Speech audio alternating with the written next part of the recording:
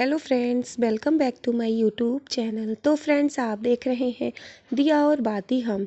तो फ्रेंड्स, आप आगे देखेंगे कि संध्या छोटू पे जब हाथ उठाती है तो उसे आजू का ख्याल आता है कि आजू उससे कह रही है कि भाभी जान ये क्या कर रही हैं आप।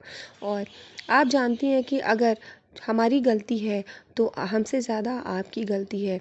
छोटू ने जो कुछ भी किया वो अपने प्यार को पाने के लिए ही किया, और आपने जो कुछ भी किया वो क्यों? सिर्फ हमसे नफ़रत की वजह से? भाभी जान, अगर आप सही और गलत का देखा जाए ना, तो छोटू की गलती कम लगेगी और सबसे ज़्यादा गलती आपकी होगी।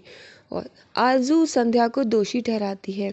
इधर फिर आप देखेंगे कि आरज़ू कहती है कि भाभी जान, हम तो यहाँ आए थे अपने प्यार के लिए, हम सरहद पार से यहाँ आ गए। फिर इधर संध्या हाथ उठाए होती है और वो छोटू और परिवार के सभी लोग खड़े होते हैं। छोटू कहता है कि भाभी सा आप रुक क्यों गई? मारिए ना भाभी सा, आप अपने भाभी होने का हक जताइए, भाभी सा मारिए। लेकिन संध्या रुक जाती है और फिर संध्या सारी चीज़ें उठा उठा कर फेंकने लगती है। ये सब घर वाले देख कर के हैरान हो जाते हैं कि संध्या बिंदुनी को आखिर हो क्या गया है। और आप देखेंगे कि संध्या रोने लगती है और सूरज संध्या को संभालता है, और संध्या चारों तरफ देख रही होती है। संध्या की आंखों से आंसू निकल रहे होते हैं।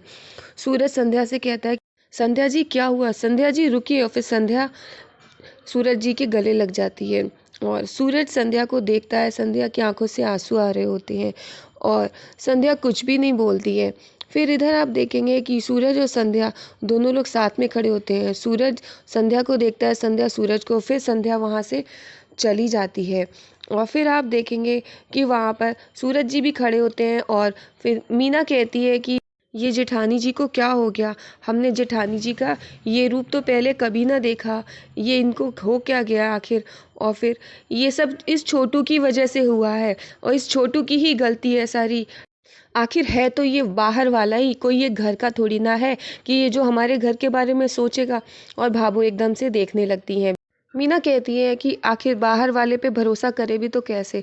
आखिर बाहर वाला तो बाहर वाला ही रहता है। और भाभो चुप हो जाती हैं। भाभो अपने मन में उस दिन के बारे में सोचती हैं कि जब भाभो ने छोटू की जिम्मेदारी अपने ऊपर ली थी, कि अब से छोटू की पूरी जिम्मेदारी और छोटू की पढ़ाई का खर्चा सब भाभो का।